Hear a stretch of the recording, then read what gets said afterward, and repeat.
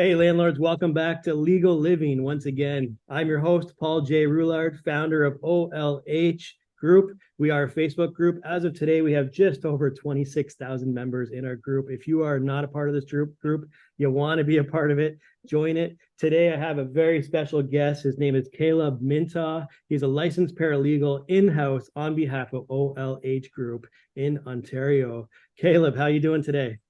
I'm doing super great, especially because I know we're about to get into a really interesting topic. Oh man, this is such a heavy topic. Let's just dive right into it. This complex world of enforcing LTB orders in Ontario. There's a lot of landlords out there who have a lot of money being owed to them from tenants all across Ontario. Today's video specifically, we want to talk to landlords and help them and give them the guidance where they can handle these items themselves, where they don't Yep. need a paralegal, they don't need to pay anybody for it. They can dive right into it themselves and you know just jump into it and hopefully not have any expenses while trying to collect the debt that's owed to them. Yeah, so there's so much that we're talking about here. This is going to be a two-part segment. So today is going to be the first part, and stay tuned for the second part of the segment. We'll be releasing it very soon. Caleb, tell me a little bit about the LTB enforcements. So one of the key things to remember is that every order from the board, right, is a lawful and it is an enforceable order, right? So the courts can order or can enforce those orders against any person, any relevant person. And so the first thing you're going to want to do before you go and seek an enforcement is to obtain your order from the board. Once you get that, you have this document that establishes that you have a written legal right to pursue your monetary your monetary claim, right? Second thing you're going to do is you're going to figure out which jurisdiction you're going to be submitting your claim or submitting for your enforcement. The reason why this is important is because a lot of times people will just think any court will do. They go and they submit it, it gets just rejected, and they're paying fees out of pocket to try and get these things enforced. So it's important to know where you're supposed to submit it. Typically, it's in the jurisdiction where the debtor lives, not Okay, so, yeah, so where. I've got a question just on that. So many Yeah. landlords, they live in Toronto, but they would have a property, let's say in Thunder Bay, which is right across the province. So they would be, can you just explain that a little bit? So one of the great things about small claims court that's going on right now is that there's an online portal where you can submit your documents and you can submit your claims and do things like that. So long gone are the days where you had to mail it in or you know go to that courthouse Here in physically. person. So and be in person. So a landlord in Toronto having a property in Thunder Bay, if that tenant is now living in, let's say, Sudbury, then they'd be able to submit that enforcement in the jurisdiction of that debtor in Sudbury. They could I see. they could And still that's get them. done completely online. Yes, it all can be done online. Okay, that's good to know. That's really great. Yeah, that's a new thing. I mean, if one thing that COVID did good for landlords is, they're able to take a lot of these matters in their own hands now. Yeah, it's put it all on technology and made it more accessible.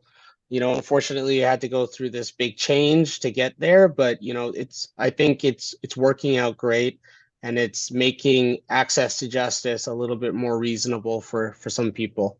Yeah, for sure. So once they figure out the jurisdiction, what would be their next step? So figuring out the jurisdiction, next step you want to do is you want to complete your forms, right? You can't submit anything without those forms. Without getting too much of the nuance, there is a number of forms that have to be filled out, and then you have to do a number of calculations for your interest. So there's going to be some post-judgment interest or post-order interest that would have been ordered by the board on those monies.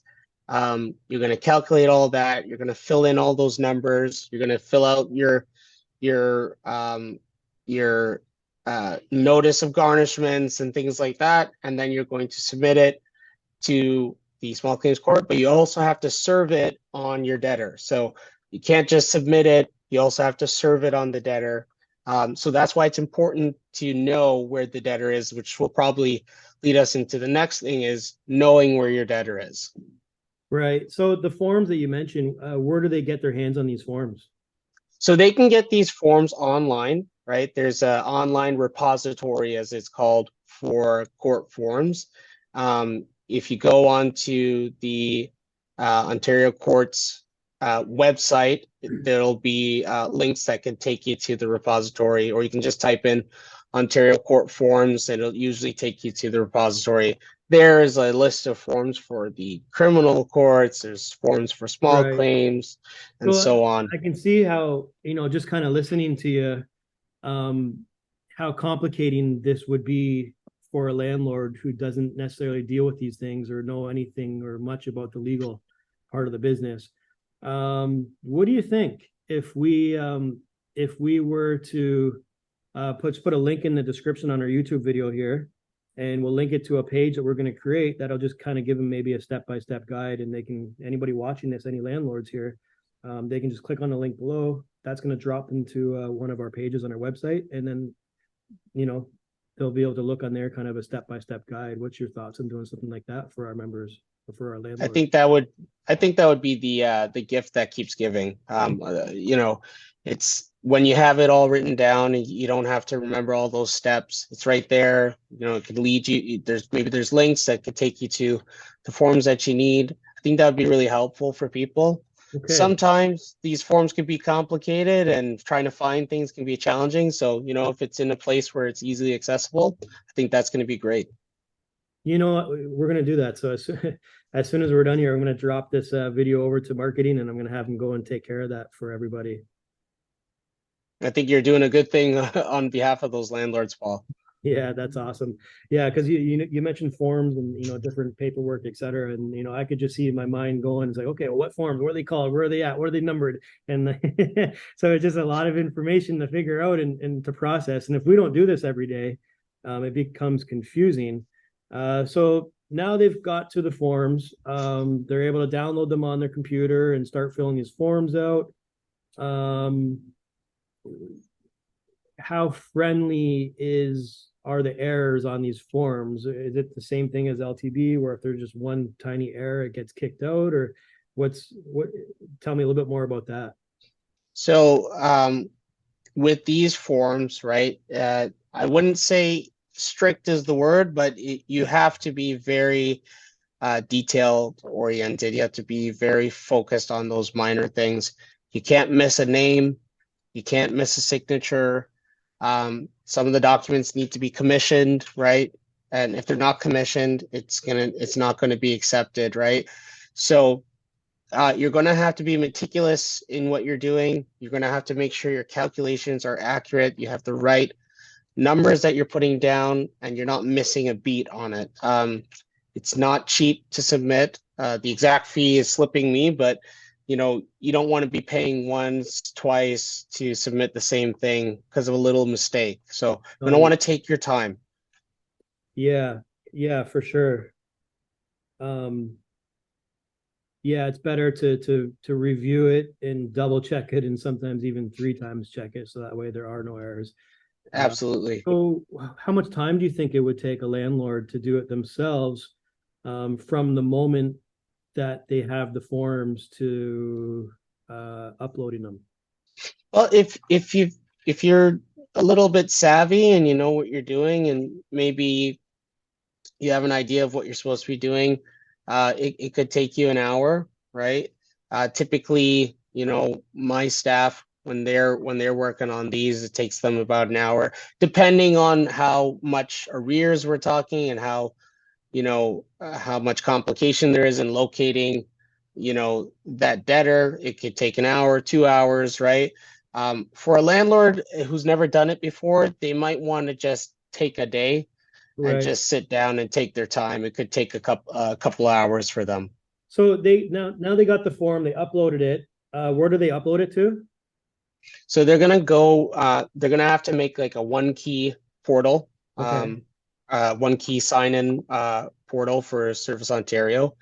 And then in there, you have an option to add, one of the services as, Mm. the justice services, and then you will be able to go and there'll be options to start a claim or submit a claim or, and you'll find the one where you're going to do your enforcement. You'll click on that, and then you can upload it right there.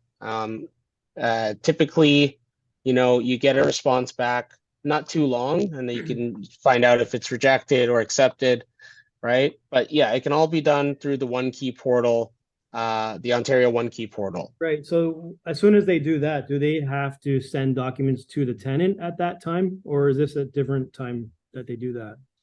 So once you submit it, you're gonna have to serve it. You're gonna have to 100% serve it, and you're gonna have to provide an affidavit of service. So if you don't have an affidavit of service, you don't prove that you served it on the debtor in this case, or the tenant, it's not going to be accepted. Right. So, they wouldn't want to file it until, or do they file it first and then they would serve it? So you typically you file it and then you serve it, Then and you then serve. you provide the affidavit of service at a later Okay. time. So if they don't know where their tenant lives, um, how much time frame do they have from the time that they filed it? I would strongly recommend that before you submit that form, right, you know where the tenant is and you confirm that you know where the tenant is. Because in the event that you do submit the form and you're unable to serve, it's going to be rejected. You don't have a lot of time because typically you should know where your debtor is before you're submitting the form.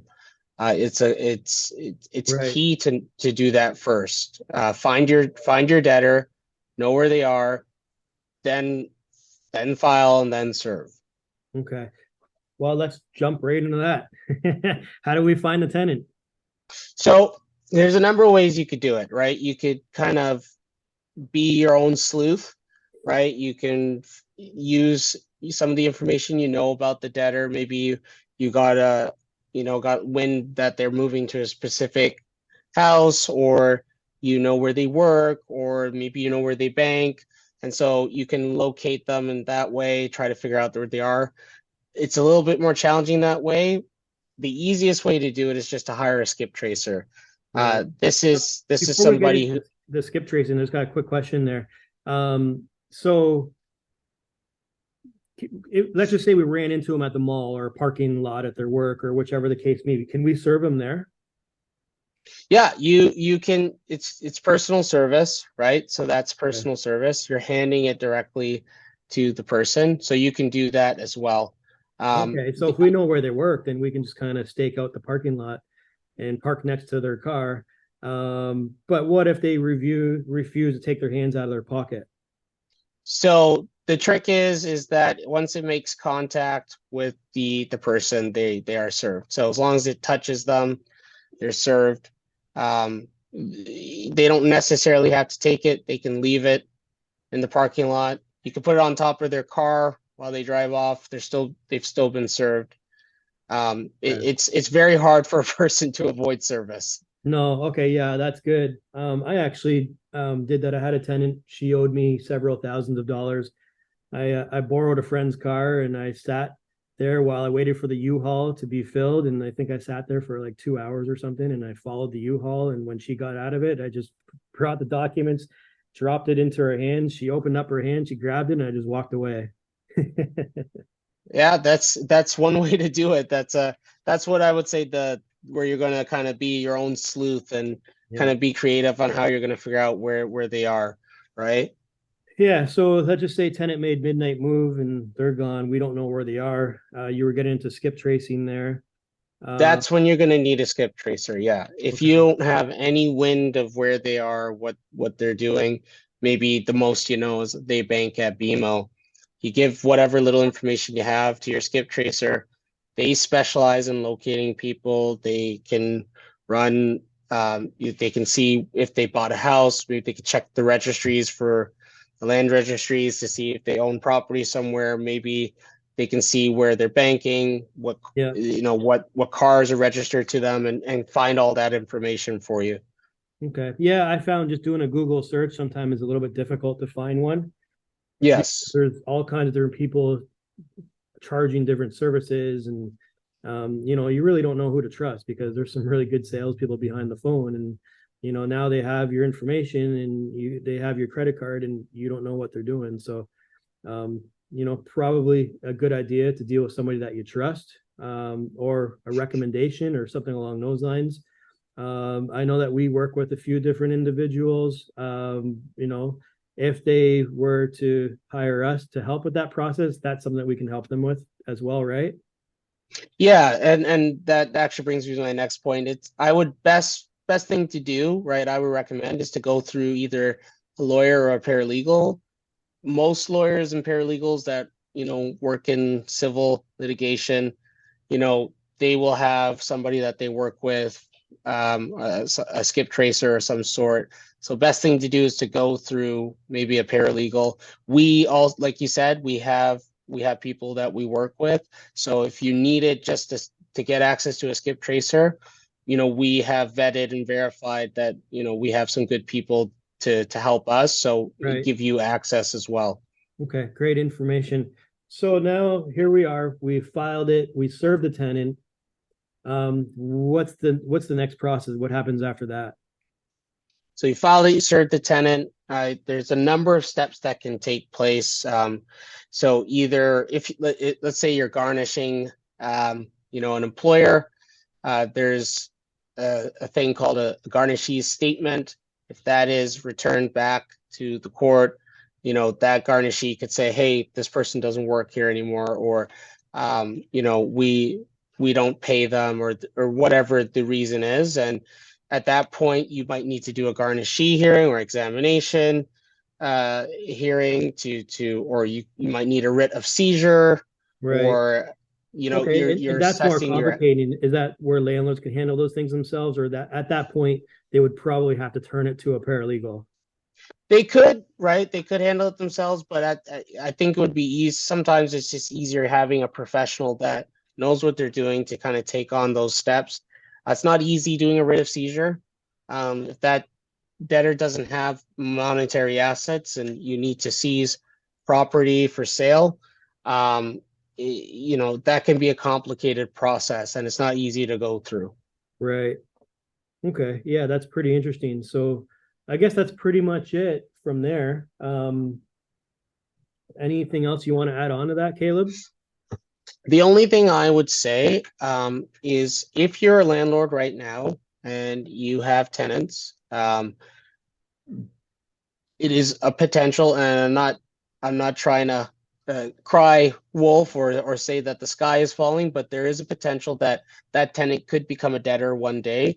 So keeping good records of your tenants, knowing maybe where they work, having that information. The more information you have from the get-go, the better off you'll be. The other thing I'll say is if you have any orders that were issued from the board, and you've been sitting on them for a couple of months, or maybe you've been sitting on them for a year and a bit, there is a limitation period. You have 2 years to submit that. So I wouldn't wait too long. And if it's something that you feel that you'd like to pursue, best to do it now. And if you need help, reach out to us. We can give you a hand with it. But, and if you haven't gotten your order yet and you're waiting for your order, don't think that if the tenant doesn't pay, that's the end of the story. There's other steps that can be taken to get that money.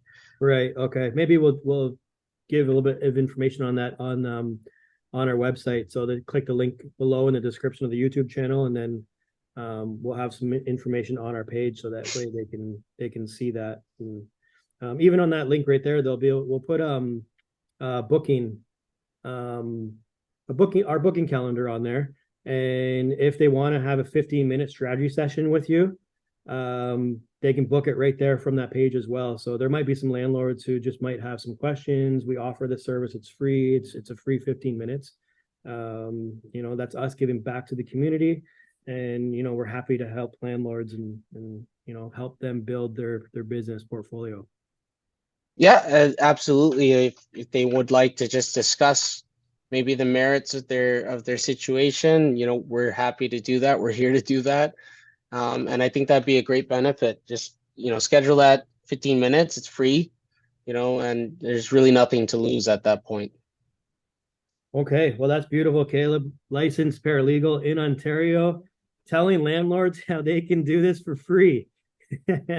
Oh, is that crazy or what? Yeah, it's taking it's like taking food out of my own mouth to feed these landlords. But you know what? We don't like to gatekeep financial freedom or financial stability, and having a debt owed to you is a really hard thing to deal with, especially if you're a landlord and you're a small landlord and you have maybe just one property. So we like to help people, and they should get their money. They're entitled to it. Yeah, well, that's our group, Ontario Landlord Help Group on Facebook. You can check it out. Lots more help in that group. We have anywhere from like 500 to 800 posts every single month of landlords asking help, with over 16,000 comments on there. Today is Wednesday. We did Paralegal Wednesdays. It's every single Wednesday from 11 until 1 p.m. That's where our paralegal team, they answer your questions. So that way we can help you. So yeah, let's end segment one. We are going to be working on our segment two just in a little while here. Some items on segment number two, we're going to be talking about appeals and reviews, judgment authentication, enforcement options, challenges and defenses, enforcement against assets, bankruptcy considerations, ongoing monitoring. Is there anything else to that list that we're going to talk about, or? I mean, it's a beast that constantly is evolving. There's never an end to questions. Anything else could come up.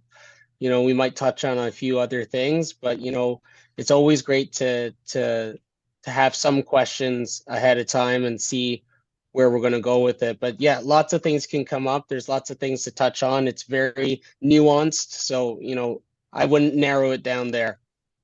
All right, beautiful. Well, landlords, thanks for tuning in. I'm your host, Paul J. Roulard with Ontario Landlord Help Group. That is OLH Group. Check us out on our website. All the links are in the description. You're going to see a website, a web page. The page we haven't actually created yet. The website is there, but we're going to create it just for this video here, and we're going to put all the details that you need to be able to serve your tenant, file your paperwork. So we'll have a step-by-step guide there. Also in the description, as soon as the second part segment is released, we're going to put that into the description, a link in there as well. But if you don't want to miss it, subscribe to our YouTube channel. That's going to help us out as well, because soon we're going to be doing live chats with Caleb and the rest of our paralegal team. And we got a lot of really neat things that we're going to be doing live for all landlords and helping you out. We're going to be doing a question and answer period, all live on YouTube. But first, we need 1,000 subscribers. So please join our YouTube, subscribe to it, like it, and check out our website. All the links in the description. Thank you, Caleb Minta. I appreciate your time here, your experience, and everything that you know about this business, and your eagerness to help landlords is why you are part of our team. And we're so grateful to have you with us. So thank you again. We really do appreciate it. And yeah, so we're going to talk to you again really soon. So stay tuned, landlords, for segment number 2 on LTB orders and how to enforce them. Yeah, thank you for having me, Paul. I appreciate it, and I'm grateful to be here and be a part of this as well. Beautiful. Thanks, Caleb. Have a good day. You too, Paul. Okay, take care.